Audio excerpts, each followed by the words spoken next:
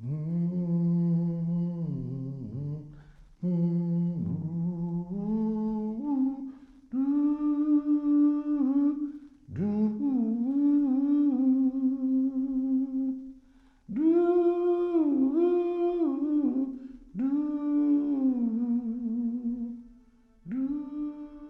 1978 to 1999, I served as the chief executioner. I performed 62 executions in 17 years. People that recommend the death penalty, the jury, the judge, if they had to perform the execution, I think that they would enlighten a different story on giving the death penalty to anyone.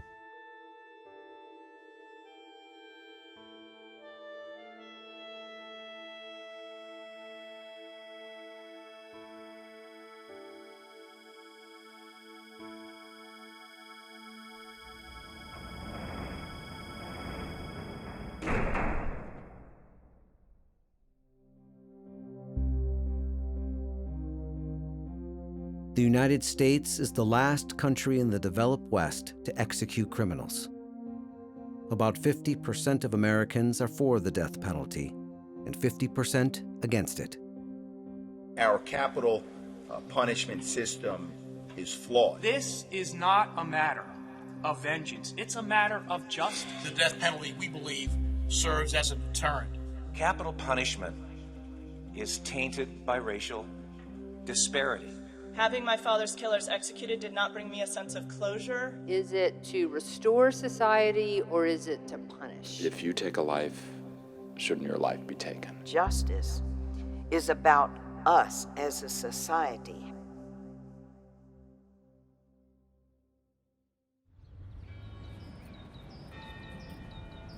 (1982) was my first execution. I was a correctional officer. One of my main jobs were to saving lives. So when it came down to execution, I had to transform myself into a person that would take a life. Jerry Givens was appointed executioner in 1977 when the United States reinstated the death penalty. He grew up in the housing projects of Richmond, Virginia, and remembers one tragic night at a party. When I was a teenager, I witnessed a young lady being shot to death right before my eyes. I wanted revenge for that young lady because she was innocent. I was totally for the death penalty. My thing is that if a person takes the life of another person, then that person's life should be taken, and that's what I believe. Jerry received training to operate the electric chair and later to administer lethal injections. He became chief executioner in 1982. I would say my team members take pride in their work, their preparations, getting this person ready for his next step in life. Prepare him to see his kids for the last time, a last kiss of his mother or sister, or even his wife or daughter. We all are humans, and this is one human that had made a mistake, and we had to carry out the orders. Outside of his team of 8, Jerry told no one about his work as an executioner, not even his wife. We would keep it a secret, and I kept it a secret from my family. Since 1977, he and other executioners across the United States have put over 1,460 people to death. It's a punishment that's supposed to be reserved for the worst of the worst.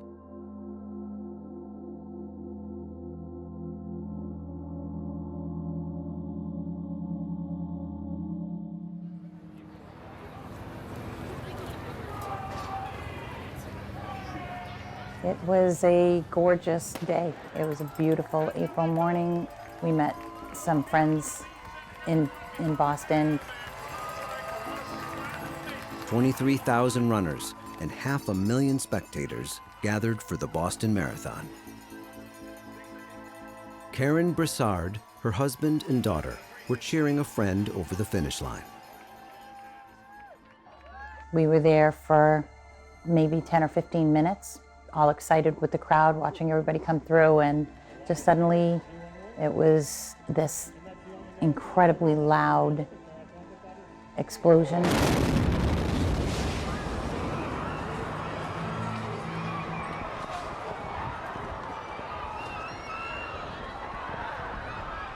There were 7 of us there. 6 of us were injured. One of our dear friends lost both of her legs that day. I knew that my husband was pretty badly injured. My daughter had shrapnel from her hips to her feet, and I had shrapnel in both of my legs. The 2 blasts injured over 260 people and killed 3, including Crystal Campbell, Lingzi Liu, and 8-year-old Martin Richard. Police pursued 2 brothers in a dramatic manhunt.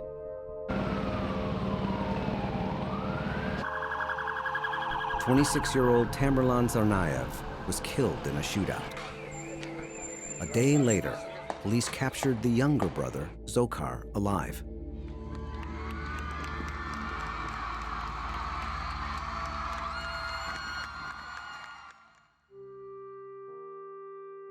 Over the next few months, Karen, Ron, and their daughter, like many of the bombing victims, had to undergo multiple surgeries. I'm going to try to not let this change who I am. I'm not going to let this prevent me from living the life that I want to live. I'm not going to be afraid. Later that summer, Karen traveled from her home in New Hampshire to Boston for Tsarnaev's arraignment at the federal court. We were all seated together, and he walked out. He didn't look at any of us, but his hand was obviously injured. And my immediate response was, I hope that hurts. I hope it's painful. That was not like me. And the recognition of that about me was scary, because that isn't who I am.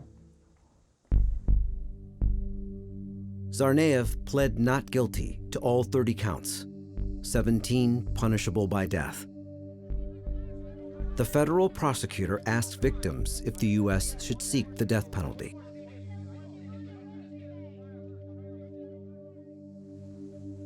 I don't know. I don't know. I don't know what justice is. I thought I knew.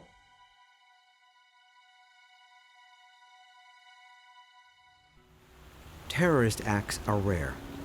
Much more common are the murders and other violent acts that happen every day across the United States. In Philadelphia, Shannon Schieber was finishing her first year of graduate school. She had been up studying. It was an early Thursday morning. Her final exam was Friday morning. About 2 o'clock in the morning, she was preparing to take a bath. The assailant who attacked her, he pried open her sliding door. She screamed for help as she was being attacked. The next door neighbor heard that. He called 911. Hello, my next door neighbor just heard yelling for help. What's the address? He told them that he heard his neighbor, Shan, scream for help, and he heard like a choking sound. The police arrived within 20 minutes. They knocked on the door, but no one answered.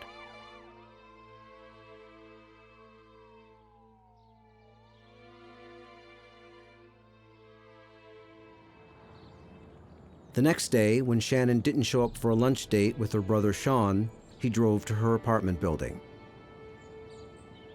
One of Shannon's neighbors came down and answered the door, and Sean said, "I'm trying to reach my sister. I can't reach her." The guy just went pale. He said, "Oh my God, I called the police last night." They went running up the steps. They broke open her door, and she was laying naked on her bed. Police 117. Hello, there's a dead person in the apartment. Yes, hold on, I'm gonna connect you with the rescue. I called last night about something. Hold on, I'm gonna connect you with the rescue.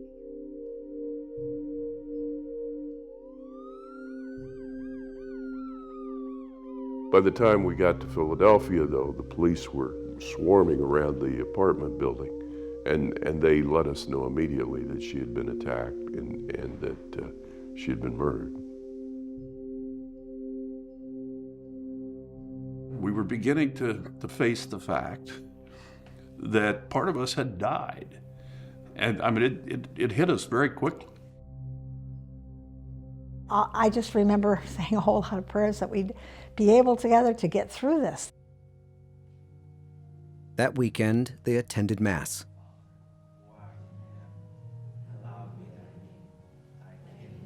When we got to the Lord's Prayer, saying the Lord's Prayer out loud was a real confrontation for me. Forgive us our trespasses as we forgive those who trespass against us. I had to abandon something I had been saying, often probably thoughtlessly, thousands of times over my life. And if anyone would have asked us, well, what would you want to do if you ever found who did this? I'd be so angry. I'd want him dead too, maybe. I don't know. I've never had this happen. It was just so painful. 8 days later, the Schiebers buried their 23-year-old daughter.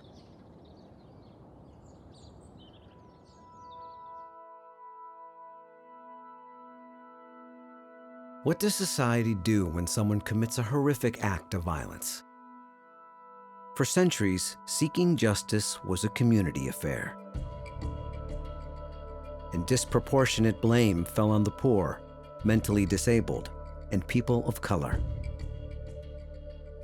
In the 1800s, some capital offenses were targeted specifically at slaves, establishing a racial bias that continues today. Executions reached a historic peak in the 1930s, averaging 167 per year. But then, in 1936, a gruesome execution caught the attention of the media.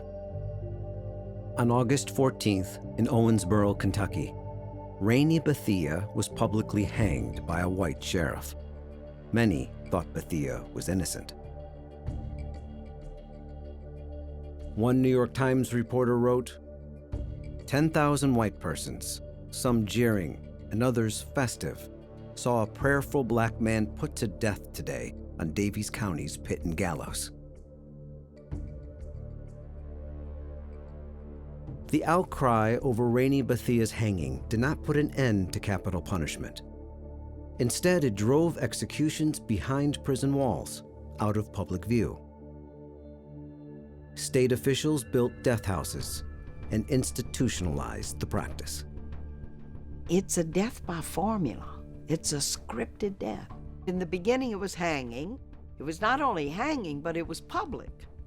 And so you see the crowds coming and bringing a picnic lunch and celebrating.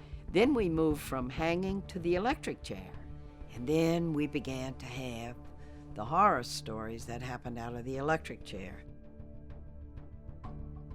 And then there's been the move to lethal injection. And lethal injection is like we're going medicinal, so that we'll just be putting them to sleep. But not everyone agrees. The idea that they should go out in an opiate haze, that it should be a pleasant death, is absolutely perverse. The debate about the death penalty has become increasingly polarized and politicized. We want a system that's fair. We want a system that respects the dignity of human beings? The idea that we were executing innocent people was terrifying, and there was just no way that we hadn't and that we weren't. Some people kill with an attitude so callous, heinous, sadistic, that they have forfeited their right to live. I believe in a deterrent of one, and that is when we execute this person, we know he will never kill again. Why is it that the death penalty really comes down to, in many cases, just where you live, who your DA is? We can all recognize injustice when we see it. It's people not being treated fairly. It's people not getting a fair shot. You can be critical of the death penalty. You can be critical of the idea that the government has the right to kill, and also hold compassion and concern for victims. Maybe in some books of justice, the person for this act deserves to die, but do we, as a society, deserve to kill them? Today, capital punishment largely falls to the state in which the crime was committed, and laws and methods vary widely. Most states use lethal injection, but some still use gas chambers, the electric chair, hanging, and firing squads.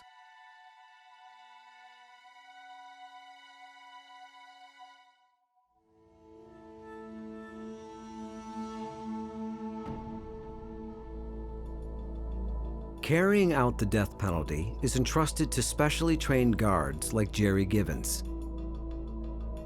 Of the 62 executions that Jerry's conducted, 37 were by electrocution and 25 by lethal injection. Lethal injection is considered the more humane form, but for Jerry, it made the job of killing another person a lot tougher. When you talk about execution and electrocution, is a button you push. And once you push the button, the current flows in and the current comes out. And that's all I had to do was to push a button. But when it comes down to death by lethal injection, you have 7 tubes of chemicals. You have 4 flushes and 3 deadly chemicals that is inserted into this man. And myself as the executioner, I'm at the end of each syringe. I'm pushing the poison down the tube into the body. So I'm more attached to this person than it is pushing a button and releasing it and let the current flow by itself. 15 days prior to an execution, the condemned would be moved to the death chamber where Jerry and his team worked. All 9 of us were executioners, and we perfect a good execution. That's what we stood by. The preparation was mental as well as physical. We practice and practice and practice prior to the execution. Each of us knew our jobs, our assignment, and we never allow ourselves to get that close to anyone, you know. We train for that. We train this way. You don't get that close to them. The day of the execution, 24 hours prior to that, we have called a death watch. A guy will act differently because he knew that this is the last everything.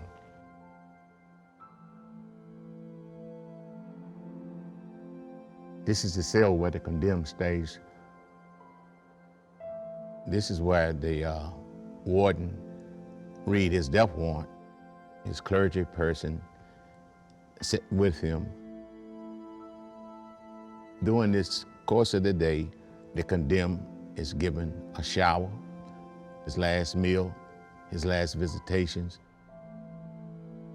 By 6 o'clock, our preparations will start until the inmate is placed to death.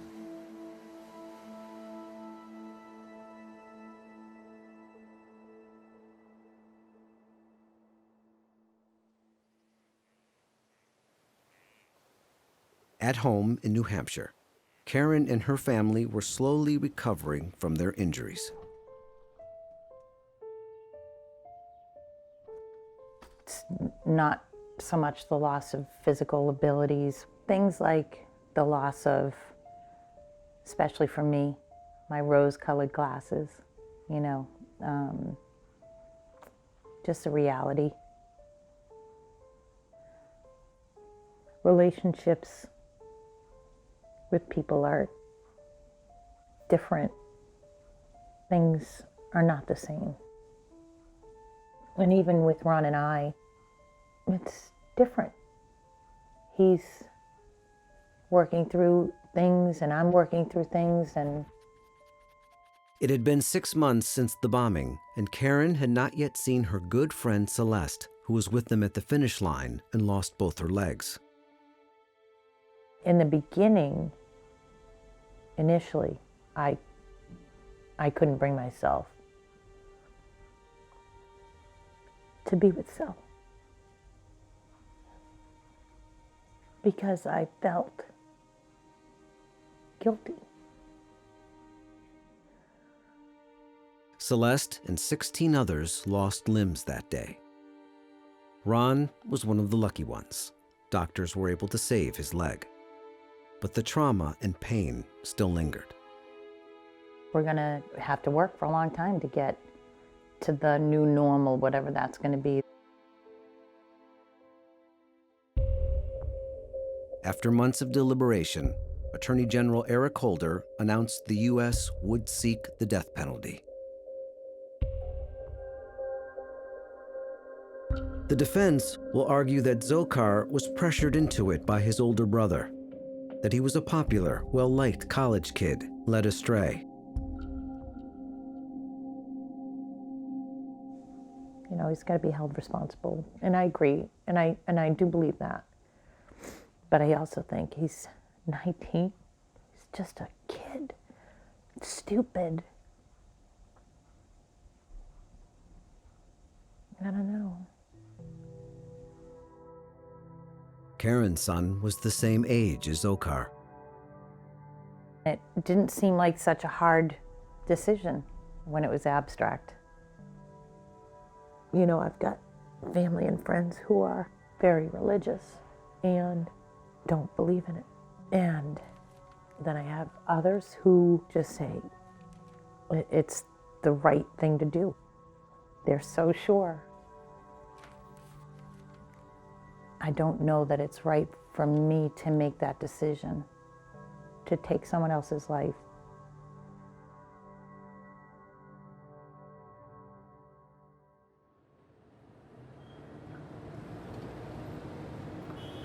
In Philadelphia, Shannon's killer was still on the loose.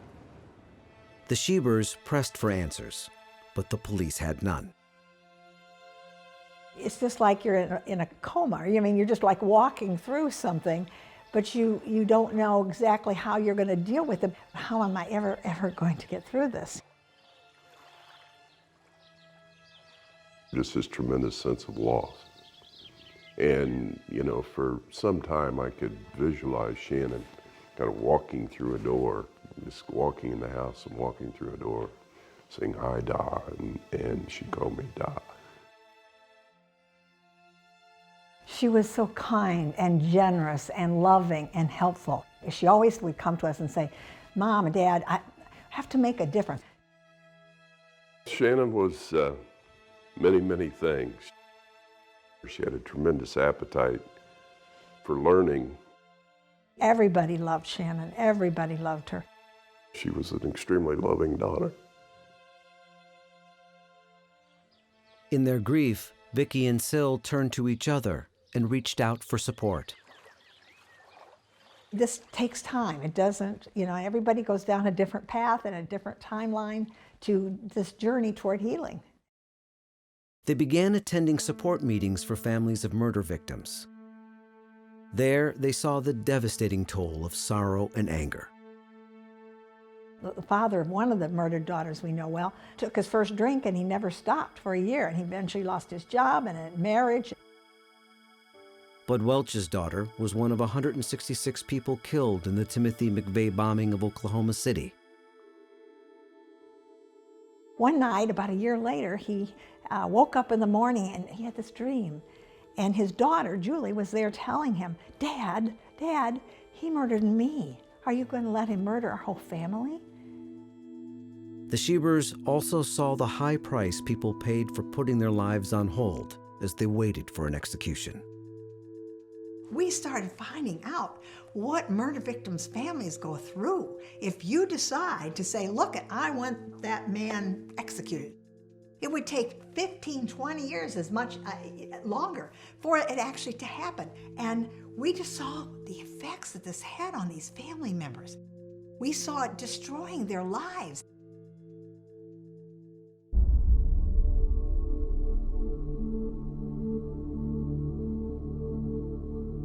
During his years serving as Virginia's chief executioner, Jerry would hear inmates swear they were innocent.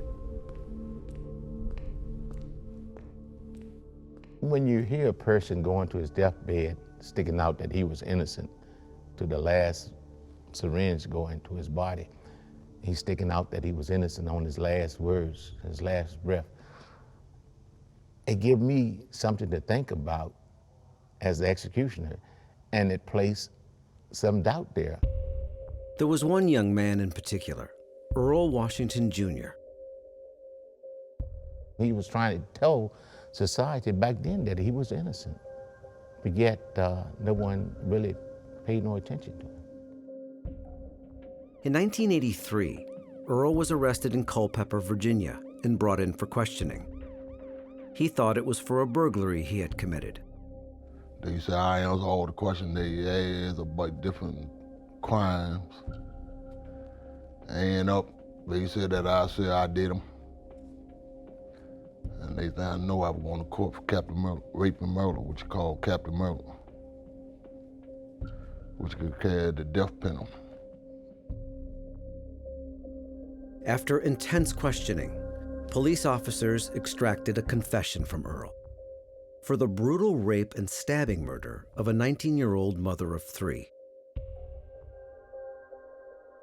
At his trial, experts testified that Earl had an IQ of only 69 and was extremely suggestible, casting doubt on his confession. Despite inconclusive evidence, the jury found Earl guilty, and the judge sentenced him to death. He was taken to Mecklenburg, a supermax prison in Virginia. He was scared to death. He was timid. He didn't want to come out of his cell. He's mentally retarded. He couldn't read, he couldn't write. I walked him into the cell, and if you needed anything, bang on the door, I'll come and see what you want. That was Earl the whole time he was on the road. He was scared and timid.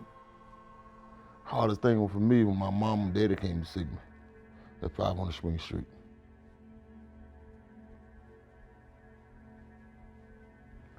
And most people said they hate to see their mama cry, which I did.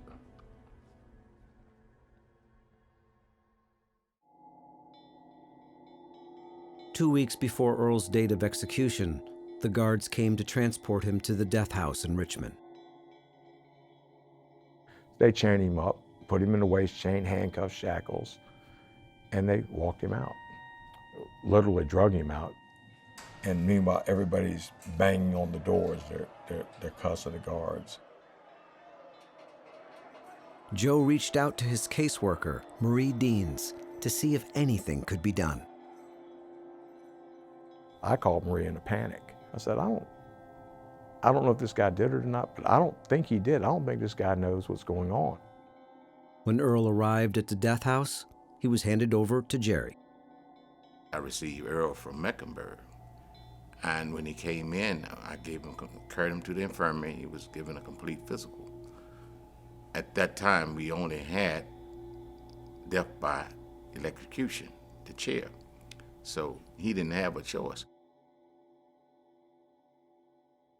You can hear it. You can hear the electricity running through the chair, humming. Every day for the whole week I was there.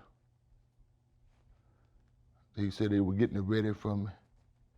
I laughed at him. When that day came, I said, well, good Lord want me to go, I'll go, I guess. If he don't, I ain't going nowhere. Working day and night, Joe and Marie secured a rare stay of execution. Marie was convinced that Earl had been pressured into falsely confessing. My work with mentally retarded defendants made me know that this was what we would call a coerced confession, whether it was coerced psychologically or in some other way. Did you kill that woman? No, sir. But you told the police that you did. Yes, sir. Why did you tell the police that you did it? I don't know. You don't know? No, sir. Did you understand then that you were being accused of a murder? No, sir. You didn't understand that? No, sir. New DNA tests proved Earl was not the murderer.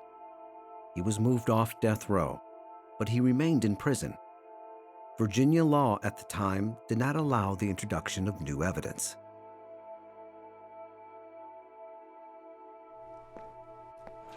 Jerry heard little about what happened to Earl. His focus was on preparing for the next execution.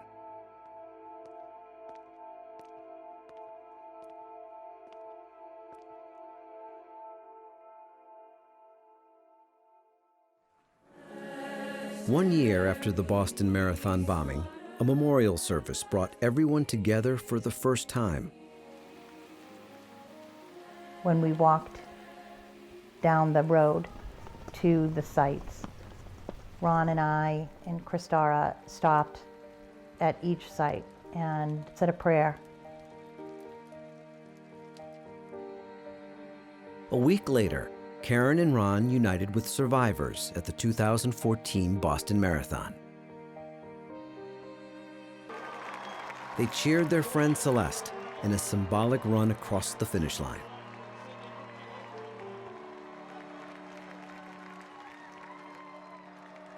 I am angry at what he did, and when I see my friends and they struggle and I see other survivors, I don't want my decision to be based on how angry I get in those instances.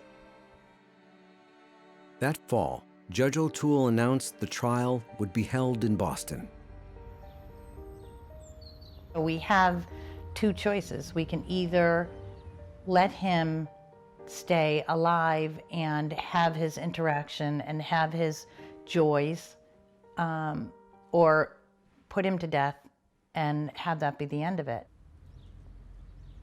They don't get to see their little boy playing baseball anymore or reading him a story at night. And this young man is in jail and he's reading stories that he likes. He's got books available to him that he enjoys, or he meets with his sisters and gets to see pictures of their children growing up.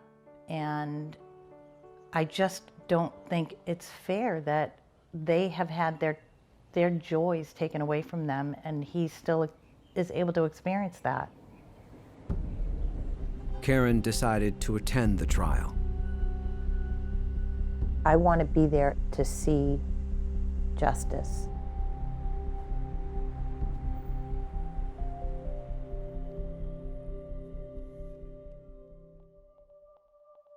In Philadelphia, nearly 4 years after Vicki and Syl's daughter Shannon was murdered, the police got a lead.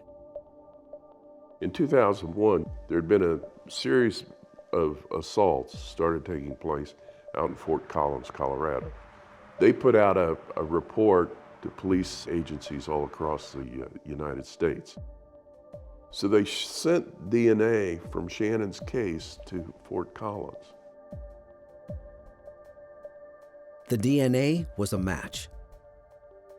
The suspect was married and employed at an Air Force base. So about 8 o'clock that night, 23rd day of April, 2002, this fellow and his wife walked into the police station. And by midnight that night, they had a full confession for the dozen different cases. The man they arrested was 29-year-old Troy Graves. Philadelphia's elusive Center City rapist. Graves was accused of multiple counts of sexual assault and 1 count of murder in the death of Shannon Schieber. The prosecutor was District Attorney Lynn Abraham. The prosecutor in the city of Philadelphia, who is known as a pretty deadly DA, in other words, she put more people on death row than any other prosecutor in Pennsylvania, and probably any large number around the country. Troy Graves was found guilty, and the district attorney wanted the death penalty. But the Schiebers did not. It meant they would have to fight for the life of their daughter's killer. We had said to each other and consulted with our very large families that what would we do if they ever caught him? Well, we would stick to our principles. You know, if someone was going to want him put to death, we were going to argue for life without the possibility of parole. The district attorney voiced her disagreement in outrage. The district attorney there became very, very upset, and she became very public with her opinion. And she said, I don't care what the Schiebers said. The death penalty was the appropriate sentence for their daughter's murder. Why would they not want it? For Vicki and Syl, the answer was clear. We just can't let this anger, this natural human anger and pain overwhelm us and make us so vengeful and hateful, because it would just, over time, destroy us. And we knew that. Vicki and Syl received piles of hate mail, accusing them of not loving their daughter. You know, if you can't stand by your principles when it's difficult, they're not your principles.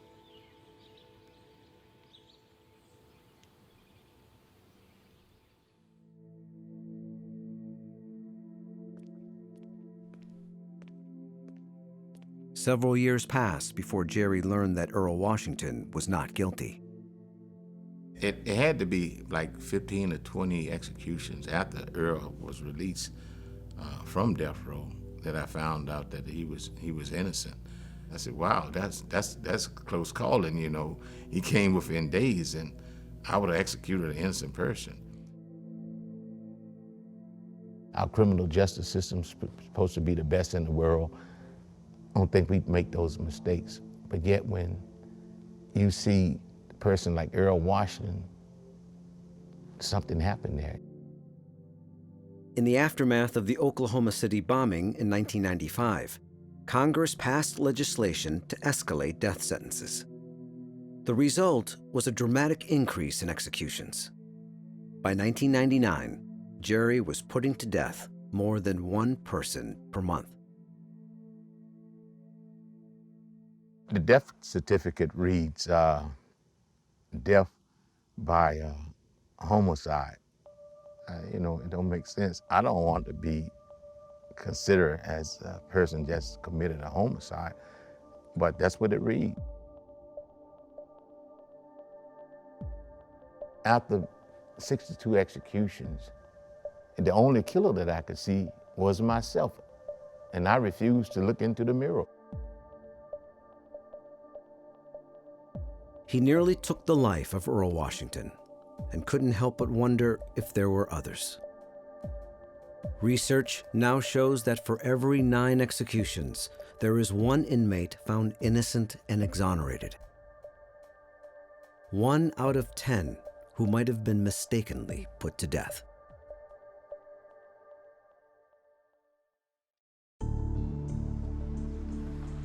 Nearly 2 years after the bombing, the trial was about to begin.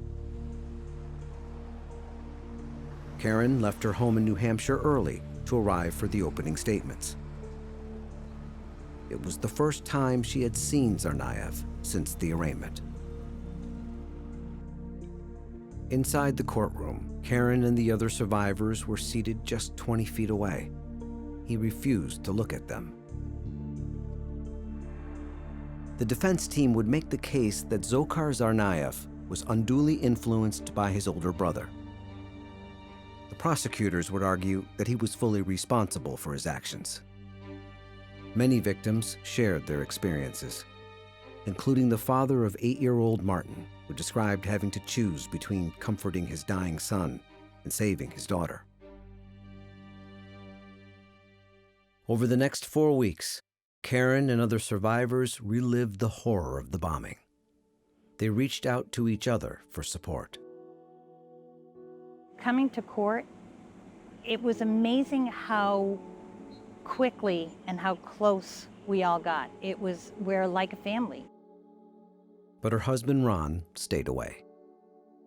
Since the bombing, Ron has changed. It's a hard thing to watch the man that you love struggle so desperately and be so angry. He's just not the same as he was before. The federal jury convicted Jahar Tsarnaev on all 30 counts he was facing for the Boston Marathon bombing. In just 11 hours, the jury found Tsarnaev guilty of all charges. Now they would decide if he should be put to death. The survivors were divided.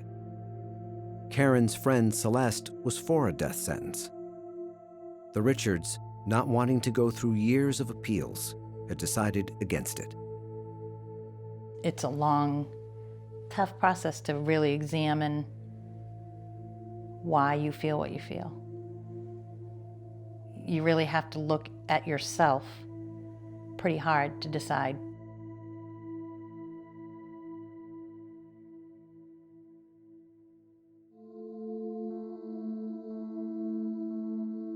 As soon as Vicky and Syl learned the identity of the man who raped and murdered their daughter, Vicky wanted to know more.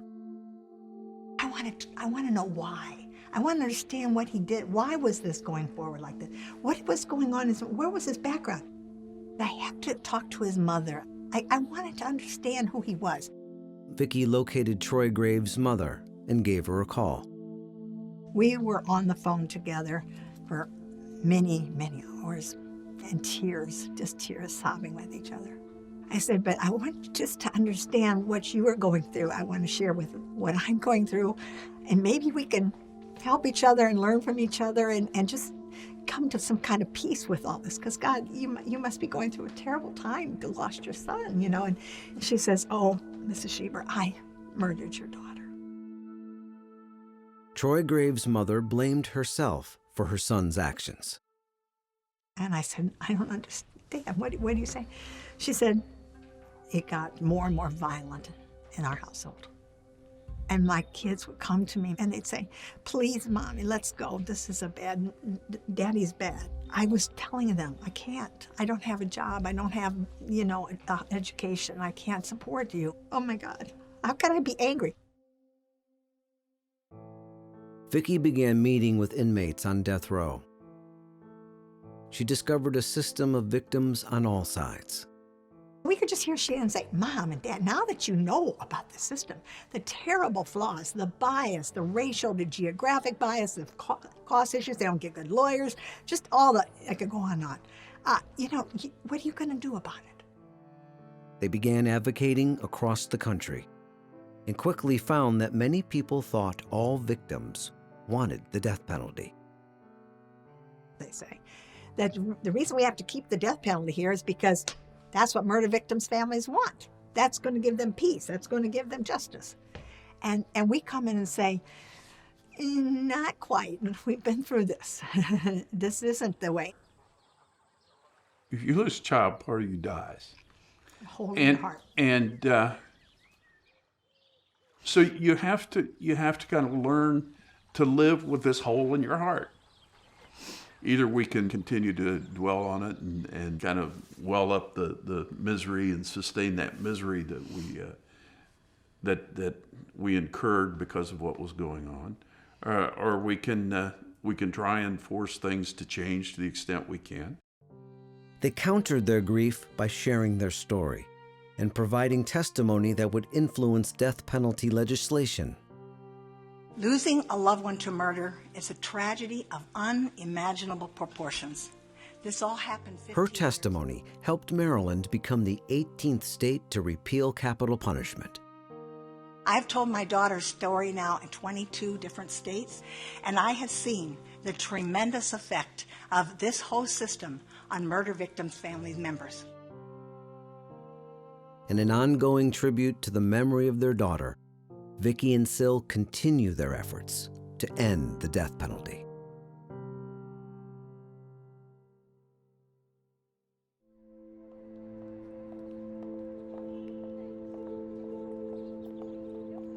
In Boston, nearly 3 weeks had passed since Tsarnaev was found guilty. But the federal jury had yet to make a decision about whether he should be put to death. Karen went to the courthouse nearly every day.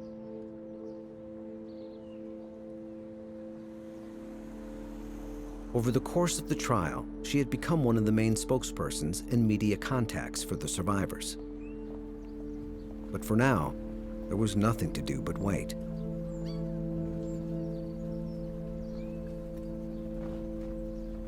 Suddenly, a text from a clerk inside alerted her that the jury was close to a decision.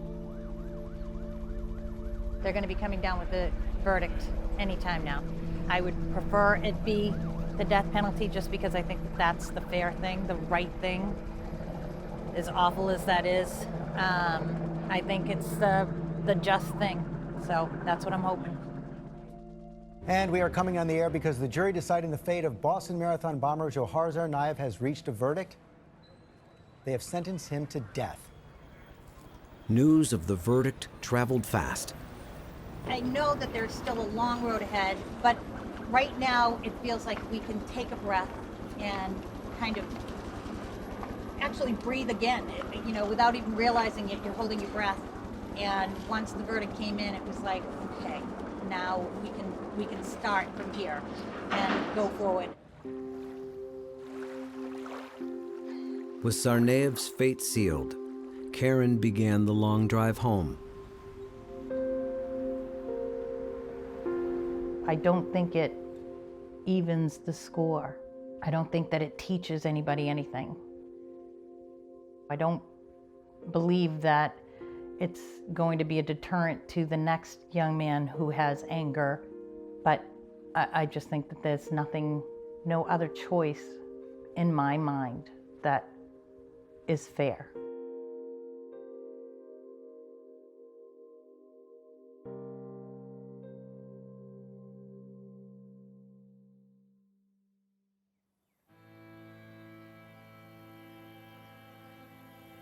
After 17 years and 62 executions, Jerry's time as executioner came to an abrupt end. In the midst of preparing for another execution, he was subpoenaed by a grand jury and accused of money laundering. Jerry claimed he was innocent, but the court found him guilty.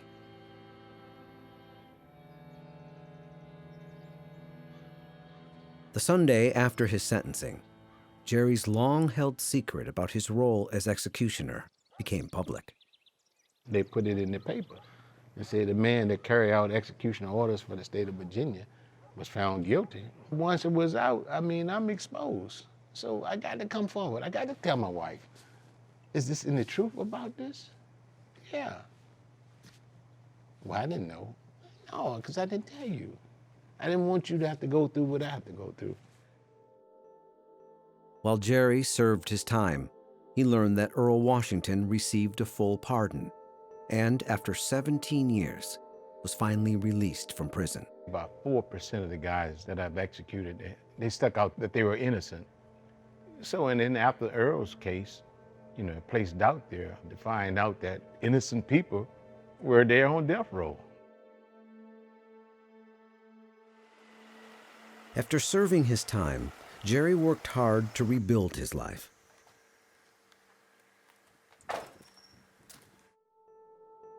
He began speaking out against the death penalty, one of the few executioners to do so.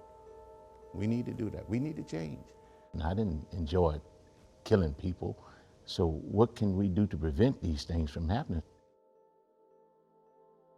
Jerry thought often about Earl Washington. If I ever get to see him, I would say, I'm sorry. I'm glad that things didn't go the way they was planned to go. And I'm glad to see you on this side, because I can't apologize to you after I take your life. You know, after I hit that button, that's it. I'm glad I didn't get the chance to hit that. So I apologize to you for even thinking the way I thought you was guilty.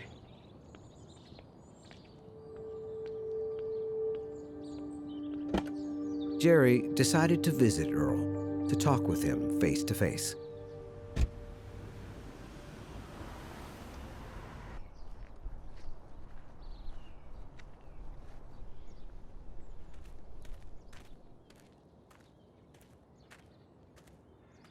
Though it had been many years, Jerry and Earl swapped stories and quickly rediscovered a shared past. I hit him one day. I was at Mackinbury then. That was in '85. Okay. I went to Richmond 500 Swing Street then. Okay. That's where they had the electric chair at then. Yeah. You know, I wonder what went through your mind, Yeah, knowing that you was innocent. Yeah, I told my mama I hit it the whole world. Yeah. She said, boy, I didn't raise you up like that. I raised you up in the church. I said, I realized that I'm It's a good thing that I didn't kill him, because I don't think I could wear that. He didn't do anything wrong, so it's something that I would have had to face. But to see him crossing that bridge and to meet him and hug him is a good feeling. And if you don't know because you weren't in my shoes.